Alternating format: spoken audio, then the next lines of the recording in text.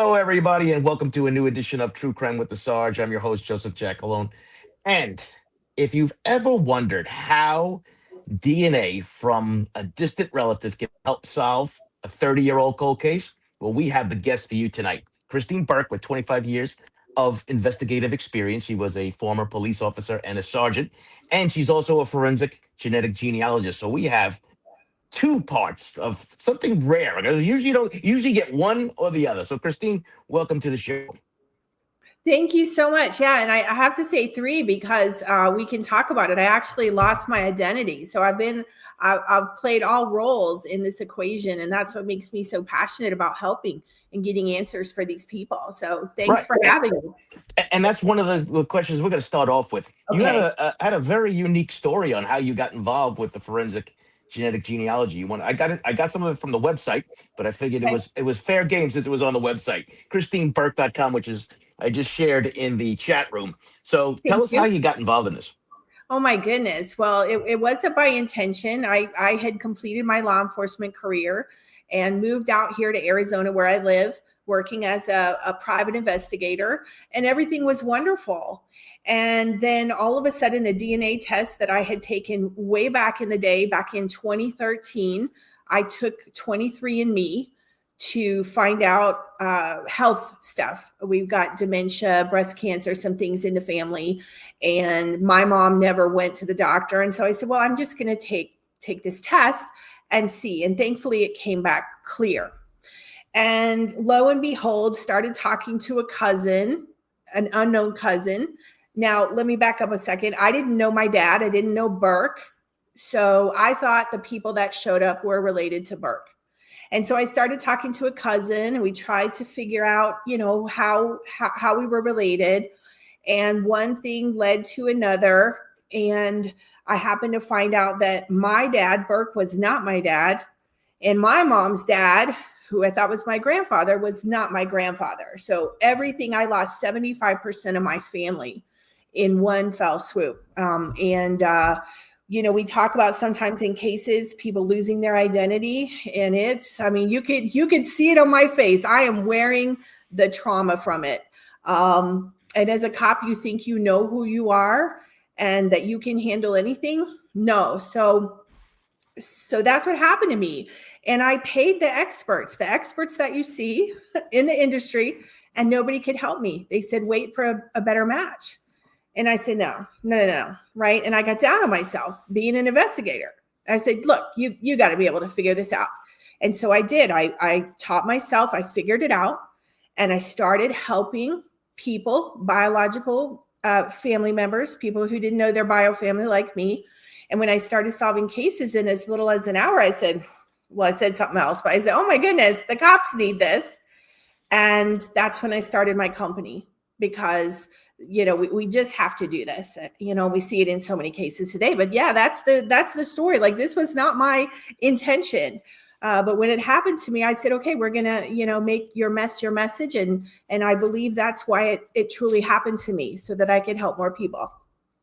Yeah, I know it's pretty wild. I mean, you think about, a lot of people are worried about, of course, putting their DNA in the system, but never probably have ever thought that I could put my DNA in and find out that the people that I thought were my friends and family and relatives aren't, right? I mean, I guess that's a whole other angle that people I might will not be tell prepared for. you, it's way more common than you think.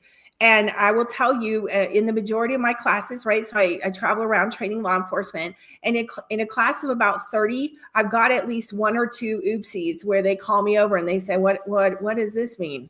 Like, so it is very common, more so than we know, which, if we pivot into the genetic genealogy investigations, the law enforcement investigations, right? Like, some of the cases, why do they take so long? Because we're dealing with these matches and these people who have created their trees, and the records represent these people. Like, if you were looking at somebody from me that you're looking at for a crime, and you're hunting down all these Burkes, and it's completely not accurate. And so recognizing that this situation is not only in everyday standard people, unfortunately, but we have to be very cognizant of it when we're doing the forensic genetic genealogy investigations too, because you have to recognize when things are not not as they seem. Yeah. So It's just another wrinkle in this whole thing. it So I is. mean that's kind of interesting. But I'm going to ask you now, which I try to never do, is ask a compound question. So I'm going to give you two Okay. questions at once.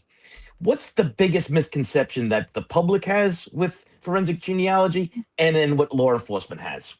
It could be the same answer. Oh my gosh. One. Okay. What's the biggest misconception that they Yeah. have? Oh my goodness. Like, do I they think it's don't, going to be the be all and end all? It's going to be the thing. I'm sure the cops are thinking that this is going to be the answer to their problems. I, well, I think it is the be all end all. Okay. When I tell people I've got the golden goose that laid the golden egg and this is the best thing since sliced bread, just let me loose and let me do it. Okay. So I don't think it's a misconception. One of the things that when you were talking popped to mind was the fact that, and I respect it, that people are hesitant to put their DNA in there. Yeah. But you could comment on this, like we talked about in the news. In some cases, DNA is everywhere, right? So if somebody really wanted your DNA, they could get it, and they don't have to get it from you. They could just get it from one of your family members, like we see, and we can build you. So I wish people were more understanding about how common DNA is and that they would participate in the process. Right. And right, so that's maybe for the people. And on the law enforcement side, it's well, I've got two. It's really not that complicated. I love teaching people, like when I had that aha moment. But the misconception is that it's a lab function, and it is not a lab function. It is completely a law enforcement investigation, like a DUI. It's an investigation that has a lab component. So I guess we could start there. Yeah. Right. Yeah, no, I mean I didn't expect you to lay out the entire thing because it's very complicated, as we know. But like I said, I don't have my DNA personal DNA in the system. However, I do know of a relative that does. So it really, at some point, like myself, I can say, well, it doesn't matter. Does it really matter though? Should I be putting my DNA in the system to help out down the road? I guess if I have a relative that's wanted for a crime, he or she's on their own as far as I'm concerned. Well, that's actually we can talk about a lot of parts of that, right? So I would say as a cop, come on, do the thing, put the DNA in there, right? But I understand. Oh, thank you guys, I appreciate it. Yes, I am passionate. I tell people it's very personal to me as a cop, and because it happened to me, right? We have over 15,500 unidentified humans across the world, across the United States, let alone all our unsolved crimes. Okay, but going back to the DNA, I would absolutely ask everybody, please to consider it, and not only to take a DNA test, which I will tell you now we're getting full whole genome sequencing for $29. I mean, you can't beat that with a stick. All right, when the vendors are charging us $5,600, how come my heritage and other companies are doing it for $29? All right. But to move it over to GEDmatch and FTDNA, because thank goodness those databases are willing to work with us and they understand how important this is. So Right. I don't know if I answered your question, and well, let me go back. Sorry, I got to talk with my hands, but That's okay. let's go back to the fact that we would find you through your relative anyway, and that's where I was going. So I'm related to King Richard through my maternal line all the way up. And we carry haplogroups, which carry down from mother to daughter to daughter to daughter to daughter, all the way down from ancestral Eve. And males carry it down from their father, from ancestral Adam. So we can trace those back and we can do family lines. So like the data's there. I kind of want to say you want to give it up already, because the answer is already there, and we are all related, especially in the United States, because of the migration and things like that. So we're a lot closer than 6 degrees of, what is it, Kevin Bacon? Separation. Yeah. So yeah, it's already there. So I would say please consider doing it and moving it over there so we could get the help we need. How difficult it is. So, like, even for my family, I have one set of grandparents that are were immigrants. The other set is like kind of half and half, so to speak. Immigrant and American. Like, how does that change? Like, if you so everybody that in my family, they come from Sicily. Uh-huh. So I know that they don't have very good birth records, or they lost a lot during World War II. They had a whole lot of problems with that. How does that compound issues, or does it even compound issues at all? Oh, that's such a great question because the records could be wrong, right? Because the stories are being retold. If we go back to back in the day, like now we have social media, we go into everybody's Facebook profile or whatever, and we're looking at who's in the family pictures and things, right? So people talk about DNA. Well, it's all over your Facebook or your social media anyway, so we can figure that out. But the crux of it is that we used to hand down the societal, the family structure and the family history through Bibles or retelling it right around the campfire back in the day. And so then it generated into records and things could be wrong, right? So if you looked at the census that my grandmother said, she had to lie in front of my grandfather and say who the children, when she did the birth certificate for my Mhm. mother, she had to lie. So one could argue, do the records really matter? Yes and no. The DNA will always tell the truth. And so where I'm going with that is I think we have, what is it, that meme that goes around 64 grandparents eventually. So even if we don't have the one particular person, ultimately you're gonna work around it and you're gonna figure it out. I like to say that when I'm teaching my students, the answer is not in the person that you're looking at, the people around them, right? It's kind of like an accomplice, a co-conspirator. They're going to cough up the data unknowingly through a record or whatever. It's always, I say, move off the person that you're looking at and start looking around them, and you'll find the answer. So it's going to be there anyway. Yeah. Yeah, and actually, I have a story about that. I just want to quick shout out for Saints 2A. Thank you very much for the super. My grandfather was pretty frank about a lot of things, and he said that he lied to get his driver's license much younger than he was supposed to. So he was Oh. really born. He was really born in 1907, but he said he was born in 1904, so he could get his driver's license like 2 or 3 years earlier. Do those issues come because there was a lot of craziness that happened back then because the records, like you say, weren't that good. Oh, there's all kinds of it. For instance, even the census takers, right? And we have a lot of, so I'm really a von Ritter, right? That's my last name. And when we have the translations from different languages, whether it's Italian or Spanish or whatever, and they come over, whether they, when they came through Ellis Island or wherever they were and wherever they located, they had to use it, like we call it sound X, right? But whatever the census taker heard is kind of what went on the record. So you could have the right thing and the wrong thing. And that's why I say I don't even trust the records. You kind of can use it as a sounds like, kind of like a Boolean search, like kind of sounds like, could be possible. And you can see the way the names and the dates and the different things pass down. We have a lot of people with a lot of records. I do a lot of slave, right? Ancestor tracing back to slave ancestors. And there's absolutely nothing. And so you're going back and you're just kind of guessing. But the good thing is that the way we measure the DNA, you absolutely can tell what the relationships are, and then you kind of fit the data around it. And I have to say, when I first got into this, being a cop, right? Because we focus on records totally, right? You're like, where's your driver's license? Where's your birth certificate? Where's your social security card? That's gold standard to us. And I had to throw that all out the window and realize that none of that is accurate. That was the hardest thing for me. Yeah. And so now I'm like, it's close. Like it's close. Okay. I know I'm on the right trail. So it's kind of taking a look at it, part intuition, and then the measurement with the DNA tells me if I'm in the right place. Right. So now you teach both law enforcement and civilians, right? I do. I'm just guessing that you prefer to teach civilians over cops because cops could be the worst audience going in a lot of times, a lot of Mm, cases.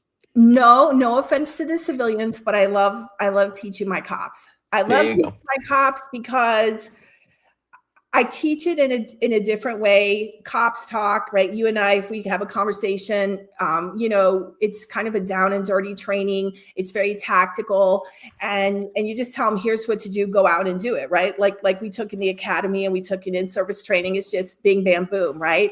And you could just almost like a direct order, like do this, do this, do this, and then go and do it, right?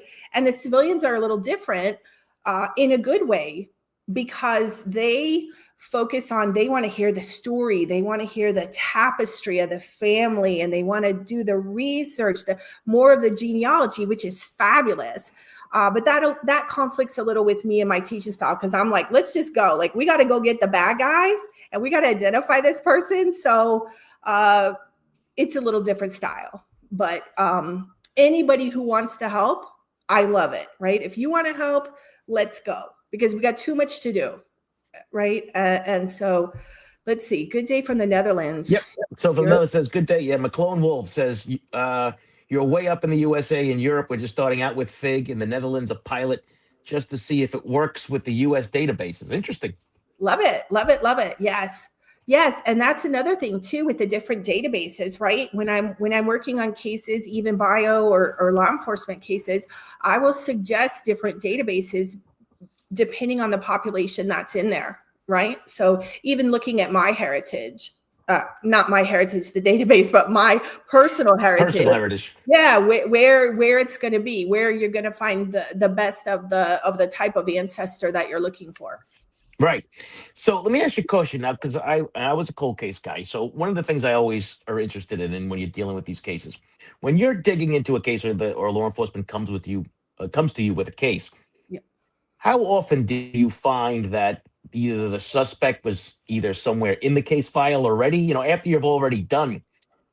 Does that happen quite often? Well, so one of the yeah, no.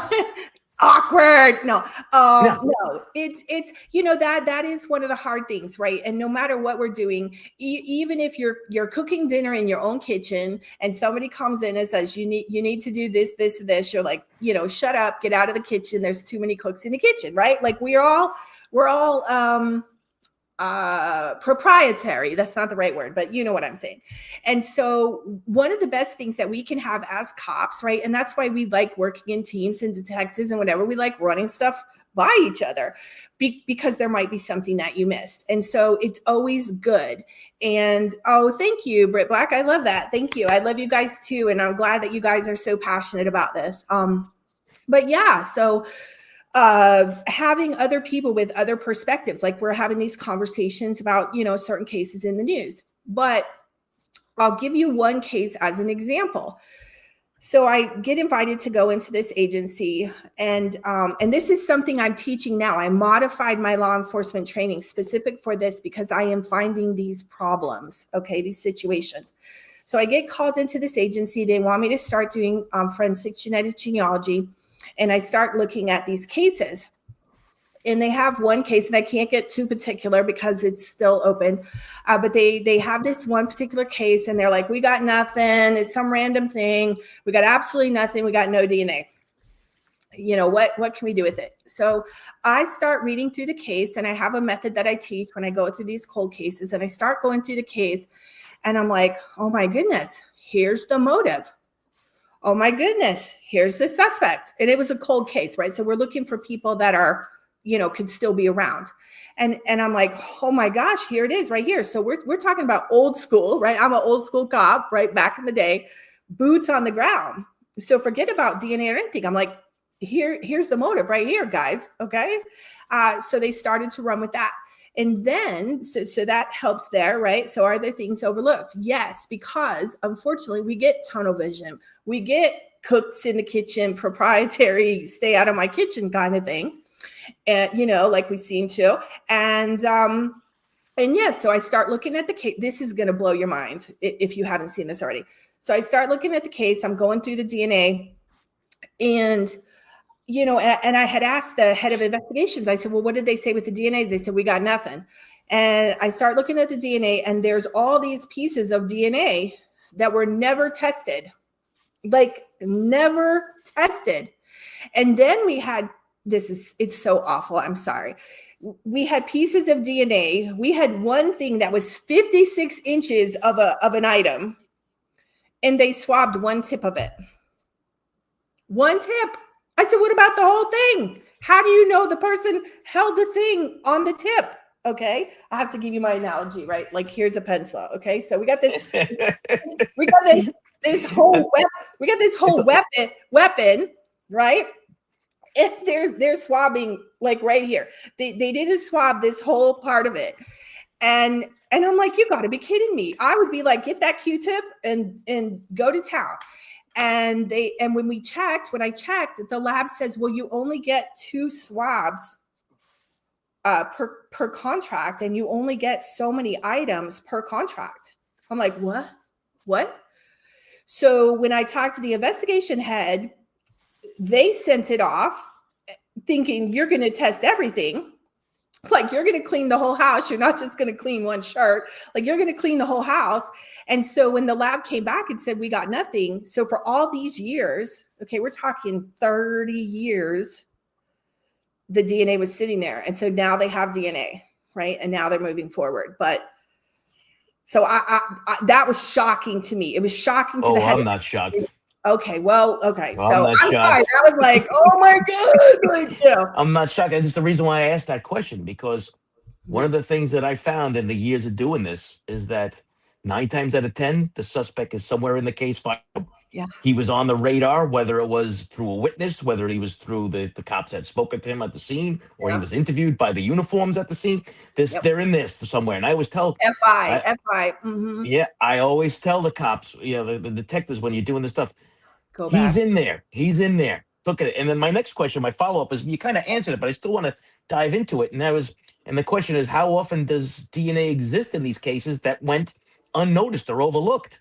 And it happens quite often. And you just kind of tell us that through an anecdote, but it's a real problem, folks.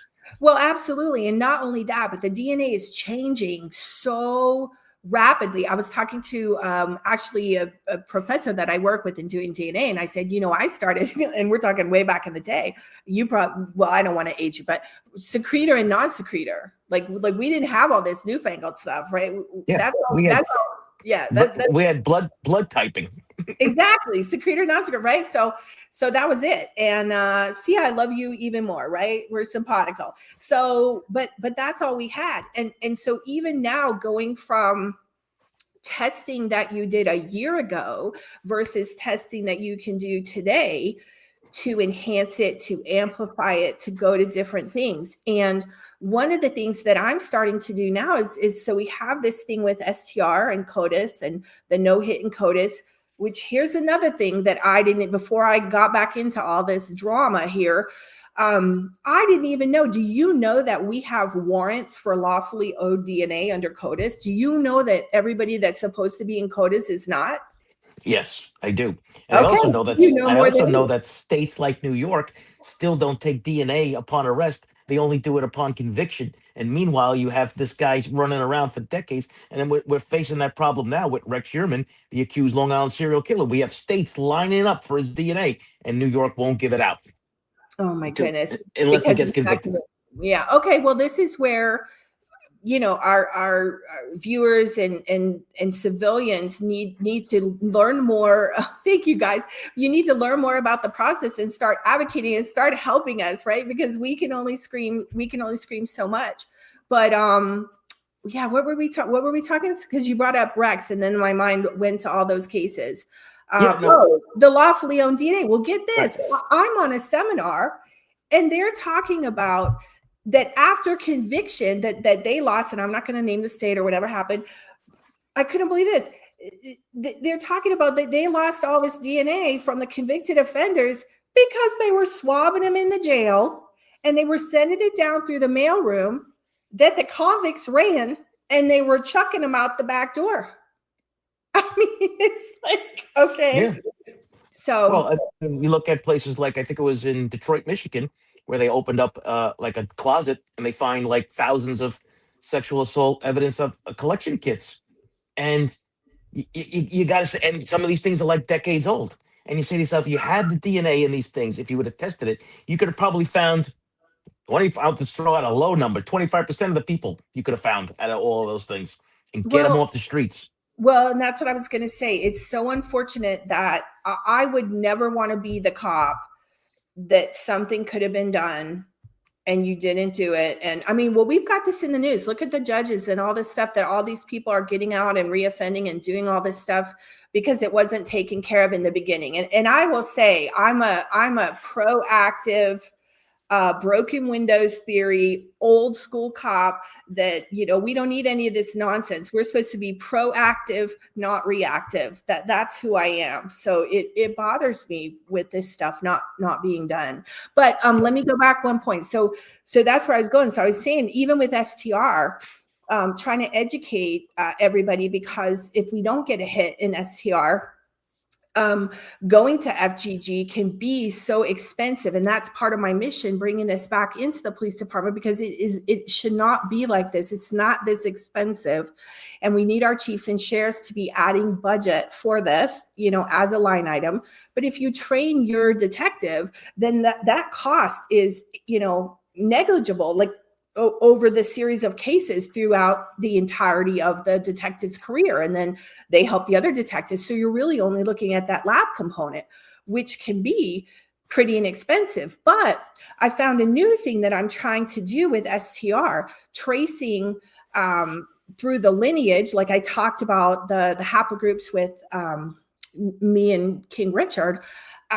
We've got that in the male line and the female line, because we can give ethnicity and we can sometimes give surnames. So like somebody saying, in a sexual assault case, as an example, we don't have, if somebody has a ski mask or it's dark or something happened, or God forbid, you have a victim in a violent crime that dies, right? There's no witness to tell the story if you don't have surveillance video.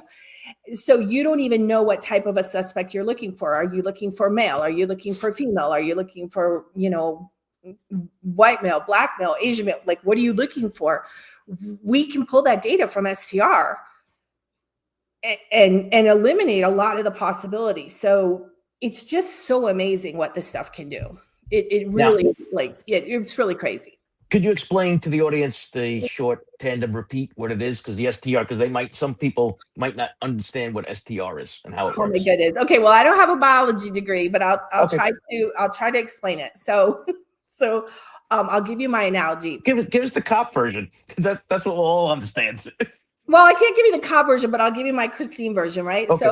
So we all have these, chromosomes, right? You saw, hopefully in school, you saw those little squiggly lines, right? They look like little X's.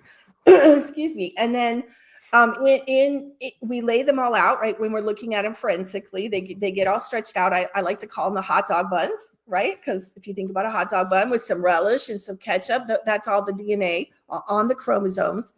And a short tandem repeat is a section. It's not the entire chromosome. It is just a short repeating section that is within certain parts. I can't be too technical. Certain parts of your DNA that come down. They are short tandem repeat sections that are identifiable, and that's how we can identify people from STR, because it is or it isn't, and it gets handed down that way. Okay, but it's only one bite of that hot dog bun. All right. Right. Yeah, it's just a snippet, so to speak, of it. Correct. When we do forensic genetic genealogy, I like to call it the human blueprint, right? If we think about the blueprint of a house, a short tandem repeat would be like one room, okay? But when we have the entire blueprint of the house with the complete genome, we're talking about hair color, like window dressing, plants, shrubs, paint color, the whole thing. Your whole genome sequencing is the whole enchilada, okay? It's the entire part of the chromosome. And that's how, in taking little pieces of that, we're able, every one of those 64 grandparents and the people, I carry a little piece of that King Richard all the way down.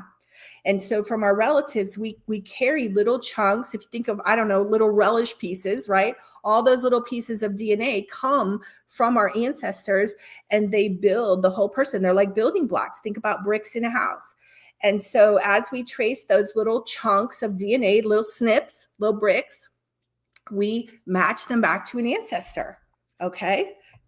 So I don't know if that helps, but Yes. that's the difference. That's why with genetic genealogy, it's so amazing, because we don't need the one-to-one. The STR, the short tandem repeat, has to be the CODIS, has to be a one-to-one, or it has to be like an uncle. It has to be very, very close, because we're only taking a very short section. But when we have the other thing, we got the whole blueprint. Could you explain to the audience too for us, like what happens when the cops, they put in the DNA and they submit it to CODIS or the local database and it comes back no hit? What does that mean? A lot of people are confused about the no hit. Is what Does it it mean means. that? Yeah, I know just what it means, but I mean, so in CODIS, right? You have the known and the unknown. So and it goes into the unknown database, right? The forensic database for the Yeah. crime So scenes. yeah. So and it's interesting too, which a lot of people, and again, I had an unknown human case. I had an agency that didn't even know that they had a poor dead guy. And so I found this guy, and I was trying to work on that one before we went to FGG. And he had only been put in one of the regional CODIS databases. He was not put in the national CODIS database. So that's a, we talk about interagency communication, right? Fingerprints and the whole thing, because, your watchers and listeners may not know, we have things siloed, to get into NCIC and all that stuff. We have the state agency, and then it goes up to the regional, and it goes into the nationwide thing. So, some of these arrest categories too are only shown in different areas. So this poor dude was only in the Western states. And so I said, well, you need to immediately go nationwide and see if we get a hit. So when they don't get a hit and they're a suspect, right, they're going to go into the unknown. I don't know what they call the bin, but they're going to be in the file folder called suspects. Yep. We don't have anything. And then when you get other cases, that's how, God forbid, we have a serial killer, or we have people that are, doing repeat sexual assaults, things like that. They may connect over in the unknown folder, right? So now we know that we've got a multiple offender. We just don't know who that offender is yet. And I'm not exactly sure. Maybe you're more knowledgeable. Is that what happened with Mr. Herman? Well, his DNA wasn't in the system yet, so it was eventually they actually got the suspect through the forensic genetic genealogy, and then they did the garbage cover. So his DNA hasn't gotten into CODIS yet. But when you Oh, have an that's what you unknown, said. when you Okay. have when Yeah. you have it from the crime scene, it goes in the forensic Yeah. database, because there's two databases within this. So do you use NamUs a lot, the National Missing Unidentified Person System, doing the I, forensic I, genealogy? I do. Well, that's how I look at the different cases. And again, that's a whole nother problem about this, the silo. And it's great, because I know a lot of our helpers, right? Some of the people call themselves armchair detectives or whatever, and we love them. They go in there and they try to look, but I will tell you an example. I'm thankful for NamUs. Our number keeps going up and up. When I first started this, it was around 13,000 for unidentified humans. Now we're at over 15,500, which in one sense is horrible, but in another sense, it's good, because the cases are getting in there. But I wish the data was better, right? So people don't know there's a front end for the public, and there's a behind the scenes for the police. And so some of the information that is back there for the police is not visible for the public. But yes, it's very helpful, and it's supposed to overnight, kind of like APHIS and CODIS. It's supposed to go through. NamUs has, which is another horrible thing. We've got identified dead people that nobody has claimed, which is awful. Okay, so we've got those people who they know who they are, but no family claimed them. We've got our missing people, and then we've got our unidentified humans. And the database in the back end, it's a relational database, goes in and it searches at night, and it tries to match up all these people together. But garbage in, garbage out. If Yeah. we don't have enough information put in, I just went on a wild goose chase a couple weeks ago up to northern Arizona because I thought nothing was being done on this case and I wanted to work the case, and come to find out there was a whole bunch of, I later found it on Reddit that all this stuff was done on the case, but it wasn't in NamUs. So NamUs is not updated as much as I would like it to be. Yep. And even though it's supposed to be interconnected to NCIC, the National Crime Information Center through the FBI, that still hasn't happened yet. If you're just joining us now, Christine Burke, former law enforcement officer in forensic genetic genealogy, and we're getting into the crux of it. But we have a number of people that ask, how does one become a forensic genetic genealogy? What's your okay? What's the suggestion or the advice? Let's not advice, but the Yeah. suggestion if somebody wants to get started in this, and you're not law enforcement. Let's just go with civilians. Well, I will tell you that a majority of people that work on this are not law enforcement and don't have law enforcement backgrounds. And I will say there's a lot of avenues that you can get into it. There are very intensive university and college courses that train you. And there's other courses where like I taught myself, literally, I taught myself, and my very first case I solved in 48 hours, right? So there's the proof right there. What I like to say, then there's people like me teaching it. Some people learn on their own. You have to have the competency no matter what. You have to have the proof, because that's what anybody that is looking for help, whether it's an agency, whether it's any of these groups that are doing this, they're going to want to see that you can do it. And that's going to be more important, in my opinion, than a piece of paper, right? So if people are interested, because we have a lot of people that are helping, they're maybe working as search angels, they're maybe helping with biological family, I would suggest get started helping. Well, let me back up. If the easiest way to do it is to do your own DNA testing. Hopefully you don't have drama in your family, but I can easily spot anomalies because my DNA is so messed up. So I can easily tell centimorgan values and different things. I know when something is not right because I'm so used to seeing it.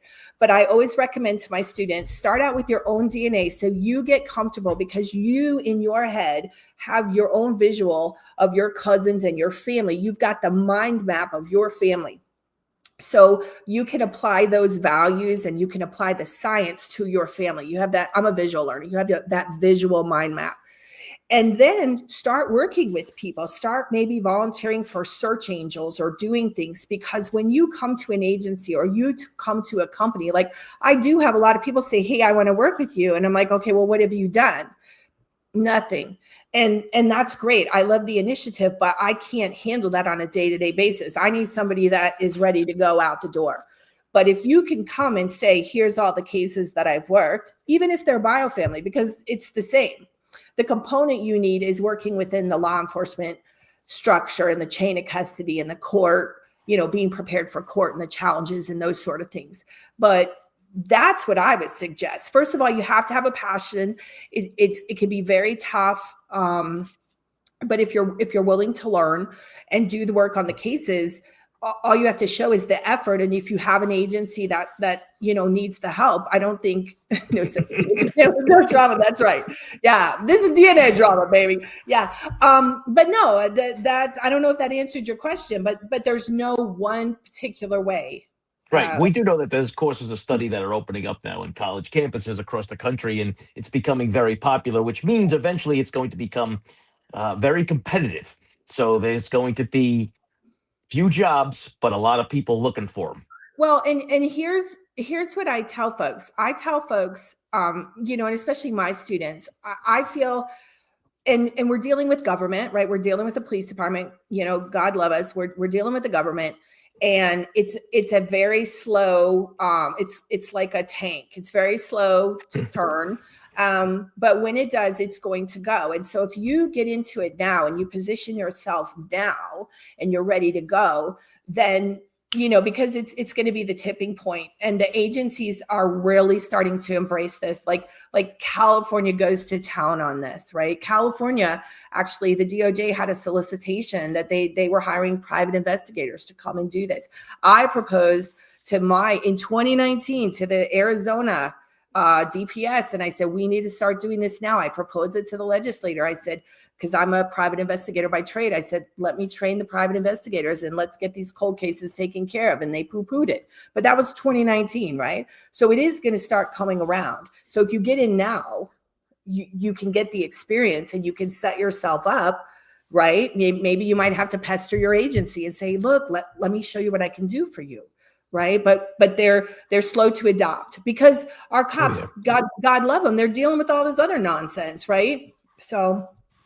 Yeah, no, I mean, I see it as an opportunity for people like even the NYPD. They went a long time without hiring civilian analysts, right, to start looking at the crime. This is where I do see them creating a civilian forensic Absolutely. genetic genealogy team. I mean, the FBI does this. I believe they do it all in house with FBI agents.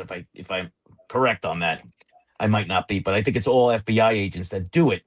But police departments have to kind of outsource this thing. They don't have the people to do this. Well, So it might be a absolutely. good opportunity, right? Well, yeah. So what I tell when I'm training my detectives, I say, look, you need to know this because you're going to court. Okay, right? You have to defend this. You have to take the law enforcement end of it, right? You need to look at it like a detective from the cop standpoint. But yes, you should hire a full-time analyst that's going to take the cases, triage the cases, monitor the matches, build the trees, and then when you need to do that, what I call the habeas corpus, right? Then the cop gets involved, right? But yes, and that's more affordable for the police department because they're not having to pay a sworn salary. But there's Right. plenty of opportunities here. Yeah. Yeah, Yeah. because money is always an issue.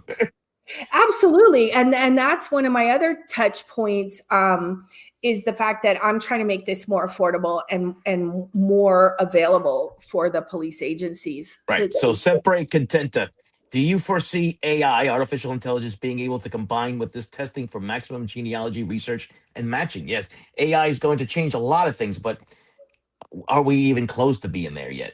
Yes, there's a lot of stuff that I know of that's going on in the background. Now, whether it's, I use AI a lot in my cold cases. I use it for cold case triage, right? Because I talk about, and I'll get back to that, but we talk about the dusty filing cabinet, back in the basement, and you got to get all these files.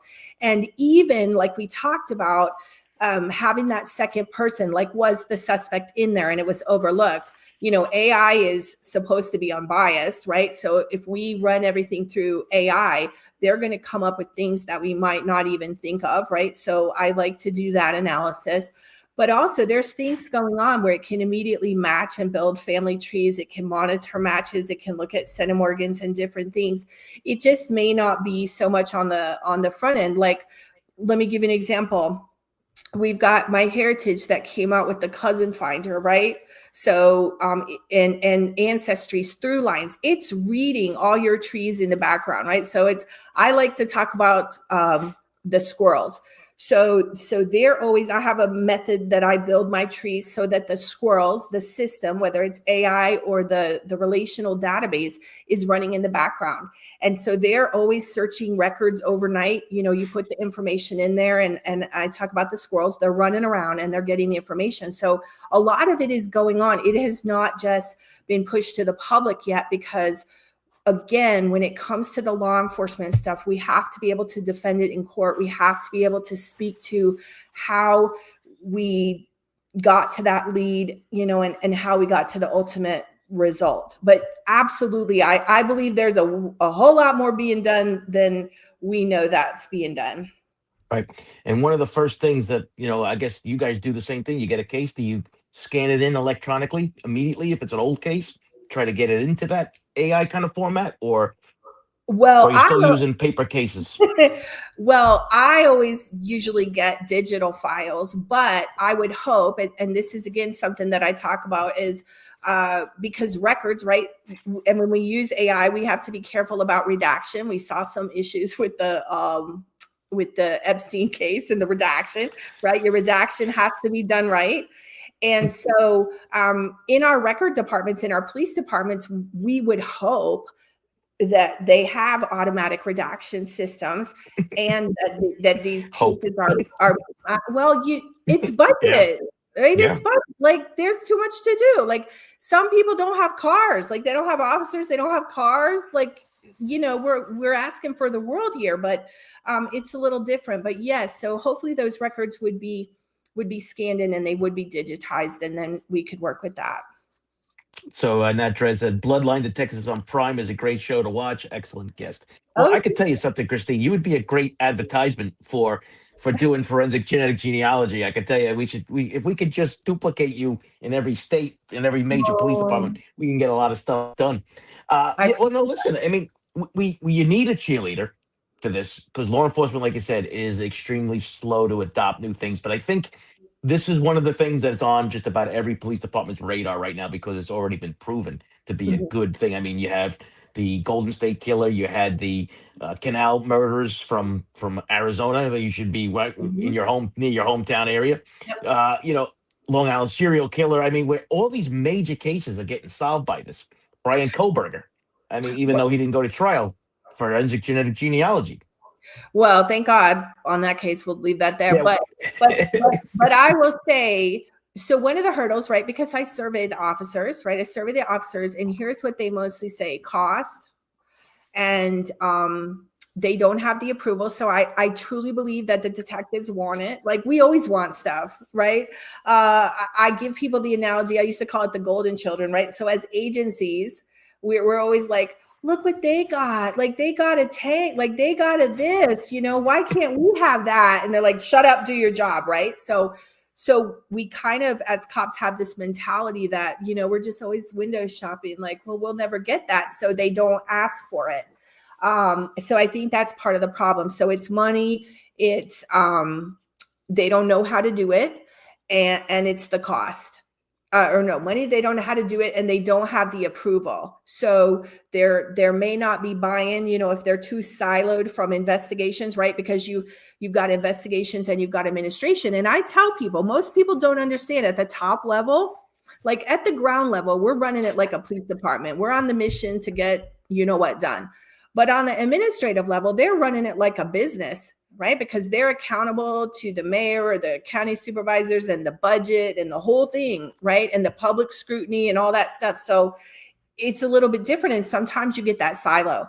So if we could get more adoption on the front end and start budgeting, plus we've got long budget cycles, right? They're budgeting 3 years out or 5 years out. And so if the money isn't built in there, where are they going to get it from? So How long does it take, in your estimation, to get a detective proficient enough that he or she can do this on your own? That when you leave them, you're confident that the job's going to get done correctly. Well, I've trained them in as little as 4 weeks. My current program is 90 days. And they can always reach back out to me because the basics are the basics are the basics. The biggest hurdle is confidence, right? They've Mhm. got to prove it, like everybody, whether it's a civilian, people doing it. Once you get confident in it, like, I don't know, I can tell you this. Remember when you handled your first semi-auto, right? Did you have a wheel gun? I started off with a 38 caliber. Yeah, okay, right. And I'm holding the semi-auto like, oh, I don't want to shoot myself, right? And you, right? So that's kind of the way the genetic genealogy is. And so they have to get comfortable with it, right? So enough time at the range, then you get comfortable and you know what your weapon can do and you feel comfortable around it. So yes, they can absolutely learn in 4 weeks. Like I said, my 90-day program, and then they just have to replicate the process. And the more you build your skill set, that's how you can be a marksman, right? You're not a marksman on day one, but the core science is the core science, and the process is the process is the process. Like with the fingerprint, right? The ridge pattern is the ridge pattern is the ridge pattern. The DNA and the centimorgans, it don't change. Okay. So as long as you're reading that right, it's not going to be wrong. So Now, when you do the civilians, do you do an online course for people? I I'm sure do. it's you I do, and do. that can be found at ChristineBurke.com. Yes, they can reach out to me. I don't have a current course available now, but if people are interested in it, they could absolutely reach out to me through the website. I call it the Identity Agent Program, and we can talk about it. Yeah, because we Okay, definitely need help. Yes. good. So I just have a couple more questions for you Okay. because Yeah. This is so much I could fun. Thank you. I No. actually I could talk to you for hours on this. So like I said, we're at 50 minutes already. I looked at the clock and said, "Holy cow!" But yeah, I guess like I We said don't to you, have all night. We don't have all night. well, we can, we can go as long as you want. But I Okay. was said it's just two cops getting Yeah. together and talking about this stuff. But I think we're Shooting, you both know kind what? of, Yeah. yeah, we got a lot in common in certain aspects. But Yeah. cold cases are a real important thing. I mean, but it's just not old homicides, right? It's old sexual assault. Mhm. It's missing Yeah. persons. It's unidentified human remains. I mean, you got four major categories here, and unfortunately, we've seen, and you've probably seen this too. A lot of departments have gotten or rid of or downsized their cold case units greatly. And I get, is that frustrating for you as it is for me? It is, but because I I understand all sides of it. That's why I sit on three people, right? I will tell you in my jurisdiction right now, just for 2025 alone, there's 103 sexual assaults with a 7% clearance rate. 7%. I'm like, people, okay. That's like 30% lower than the national average. I know, but I had it. I was watching a different show, and the guy was talking, and he's like, "We had to have a 90% clearance rate." I'm like, "Amen." Okay, because Yeah. that's what I worked on. So I don't know how that's acceptable, but like I said, I'm a old school animal. But I forget what was the question we were talking about. Oh, why are they not doing it? Cold Uh, case units getting dissolved. Yeah. yeah, because I'm telling people, like, they don't understand, like, they don't have cars, they don't have personnel, like the budget. I don't know, again, the department here where I'm at, none of their detectives are sworn. I'm like, okay, like, so I just think, and I don't want to bash anybody because I love my guys and girls, but it's a little bit of It's a reality though. it's a little bit of a different world. Like, I don't know how to answer that question. I think in some sense, because I've also been at it from a not an identity victim, but from a victim. Um, the customer service isn't there so much, and I think people just got a little worn down, and we've lowered our expectations. If that's, I hate even saying that. But It's reality though. I mean, it's reality of the thing. it's not how I want it. Right. if I But we was don't have, yeah, we if don't I have that. was chief, I would do it differently. Yes. So Christine's going to take us into like the final part of this, and about privacy issues too. But Christine White, 1850 says, "What's a safe company to do ancestry with?" But let's take it from the privacy aspect of it, right? So which companies are protecting people's privacy the most? Well, a I couple of them have banned law enforcement from using their databases, right? whatever. Get with the program, people. Like, get with the program. It would be. I can't even. I'm not even gonna go there. But privacy. So, which test is the best test? I can't say which test. And I took my data out of 23andMe. Right, that's the initial when I started in. But when all that stuff started, I took it out. But I go back to, and this is where, and this is my opinion, but if the civilians would understand this, your DNA is everywhere. You're breathing it, you're shedding it, you're touching it. And if you think that it's protected and somebody could walk up next to you and brush against you and have your DNA, okay? And if you think, and again, this is just my convoluted view of it, like, I'm not really worried about the database, because if they want to find me, they can see the obituary for my mother and find who her ancestors are, and they can look at me and know pretty much what my ethnicity is, and they can find my people. So for me, go ahead, right? Like, I'm like, go ahead. And that's just me being comfortable with I don't The know. process. It's kind of like the cop thing. Like, bring it on, baby. Like, right? Like, what are you going to do about it? And that's everybody's each individual thing. So I don't want to speak for any company, because all it takes is one bad actor, one company. I mean, look at how many data breaches we have with the cell phone this and the bank that and this. Like, all we need is one bad actor, and it's disposed. But if you're comfortable in realizing that, like, if somebody wants to really know about you, they just need to follow you and they're going to get it. I don't Yeah, know. I mean, well, I do worry about the a data breach, though, right? In some of these things, other than just personal information, because it happens every day. Okay. So Okay, the DNA thing becomes. but let me tell you, are you worried about your ancestors, or are you worried about medical stuff? Because I would be more worried about medical stuff at your doctor's office. Oh yeah. Trash pulls. I've seen all, if you were on patrol, you've seen the kind of stuff that goes in trash things. So I would be more worried about your We've doctor. did it. We followed people around. We did it. Right. Prescription. I mean, come on. Like, so you think that the portion of your chromosome on I mean, there's more floating around. I don't know. That's just me. What are the Sorry. major sites? What are the major sites that law enforcement's allowed to use? FTDNA and GEDmatch and FTD, family tree DNA family and tree GEDmatch. DNA, Yeah. gen match. So if people are, I like that. Beth Brown, I don't care if I have a murderer or something in my family if it helps catch somebody. Yeah. Yeah. So if you're looking for your family, I would say, even though they're not so much my friends anymore, I would test with Ancestry because the population is there, right?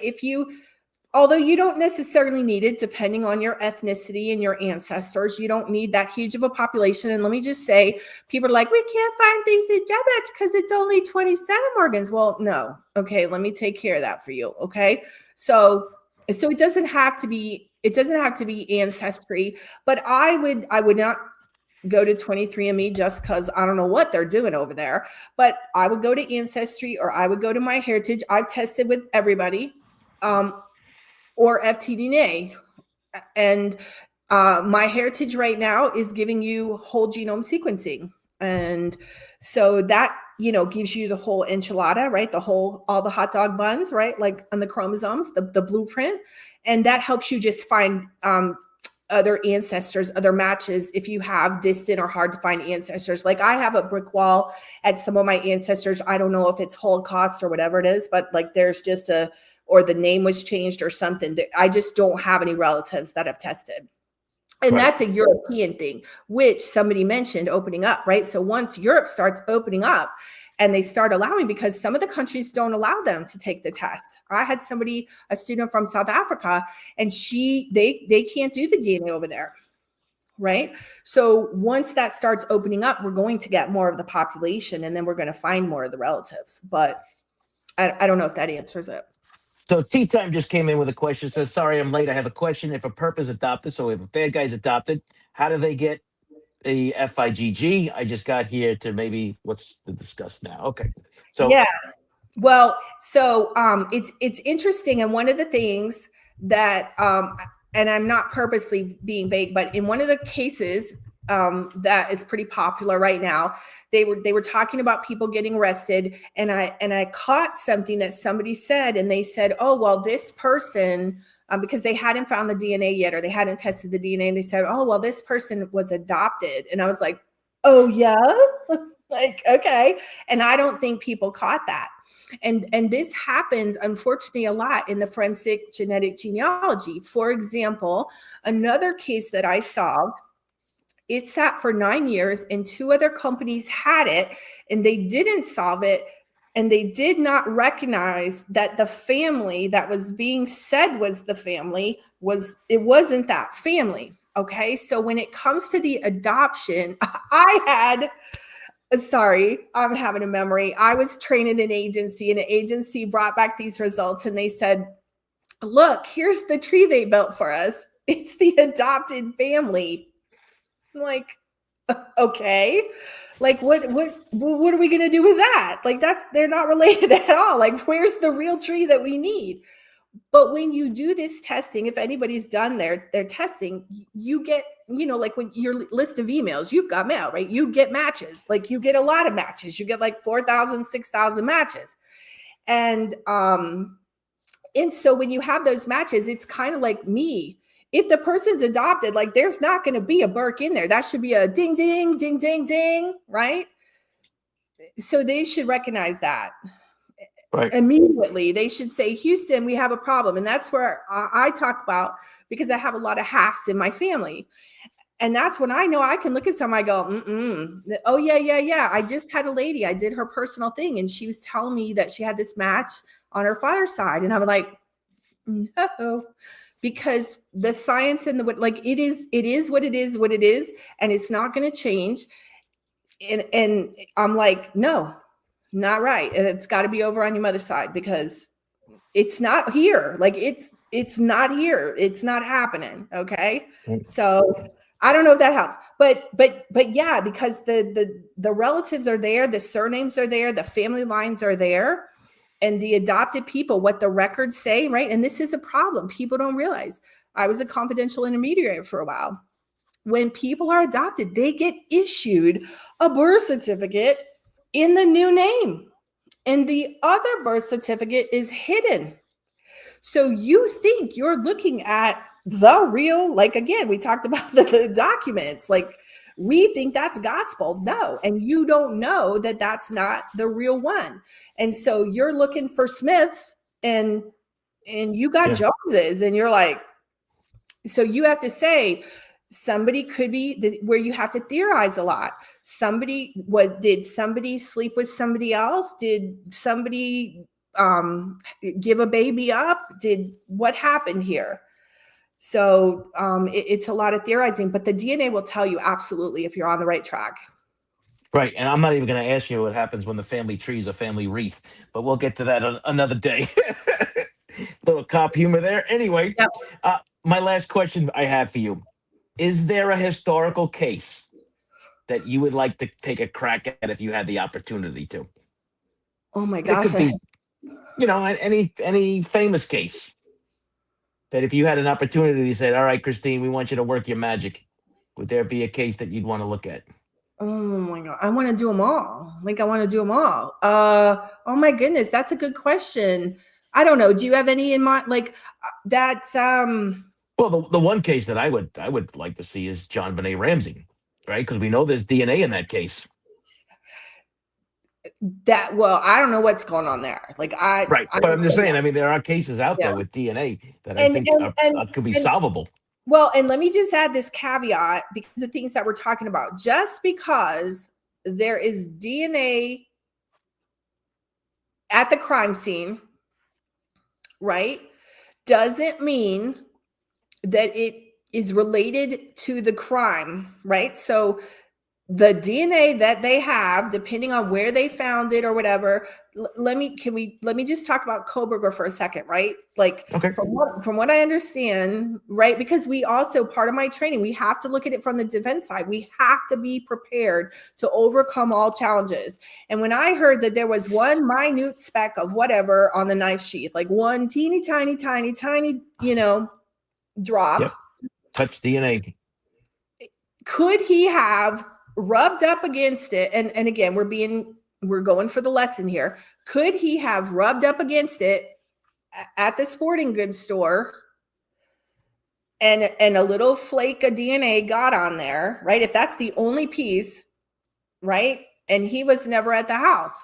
Okay. So going back to John Benet Ramsey or whatever, and I love the latest documentary that they put out, and again, we don't know exactly what the cops have or what they're doing, but is that DNA? We can build out people all day long, but is that person the perpetrator? Right. And that's what happens when you have cases where family could be involved, or people that are in and out of the house all the time. Then you have to go back to old school and prove it under the means, motive, and opportunity. Right. Right. So yes, we can build it, but my husband. So Michelle on Facebook says, "This is true. My husband adopted my daughters, and his name is on their birth certificate, and we didn't even know him when they were born." So there you go. So there it is, a live example of exactly what we're talking about. Yeah, Well, so I don't Christine, know. I don't know if there's a particular case, but I want to do them all. But if anybody has a case and they want me to plead or help or do whatever, I love it. Like I'm happy to do it. ChristineBurke.com, and you can look for her next online course when she has it. I mean, listen, you can tell that you really enjoy your topic to teach Thank it. you. So I think it'll be easy for anybody to want to enjoy Oh, thank listening to you. you to do your show. Any final words or suggestions for us before we sign off with the group? I just want to say thank you so much. Thank you for your support. Thank you for everything that you do. I think I mentioned it, but if you have tested and you have not moved your DNA over to GEDmatch and FTDNA and opted in for law enforcement matching, obviously I'm not trying to coerce you to do it, but if you're willing to do it voluntarily, that would be a huge help. And thank you for all your support of law enforcement and all the victims and everything that you do. And thank you for being so great to me. I love it. I love it. Thank you so Great. much. All right, Christine, you hang out 1 second. We're going to say Okay. goodbye to everybody else. Good night, everybody. Thanks for showing up. We'll talk to you soon this Friday morning, 8 a.m. roll call. So make sure you tune in.